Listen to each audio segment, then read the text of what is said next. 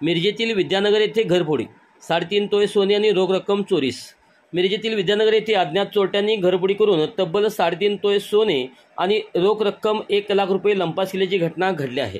याबाबत सुबोध रामचंद्र कदम राहणार विद्यानगर सांस्कृतिक भवन जवळ मिरज यांनी माहिती दिली आहे की शुक्रवार दिनांक दुपारी 12 वाजण्याच्या सुमारास घरातील सर्वजण रुग्णालयात गेले असता अज्ञात चोरट्यांनी बंद असलेले घर फोडून घरात प्रवेश करून घरातील तिजोरीतील तब्बल 3.5 तोळे सोन्याचे दागिने आणि रोख रक्कम 1 लाख रुपये अज्ञात चोरट्यांनी चोरल्याचे सांगितले। या घटनेची माहिती समजताच महात्मा गांधी चौक पोलिसांनी घटनास्थळी धाव घेत माहिती व घटनास्थळी पाहणी केली। फॉरेन्सिक विभागाचे पोलीस सुद्धा घटनास्थळी दाखल झाले होते।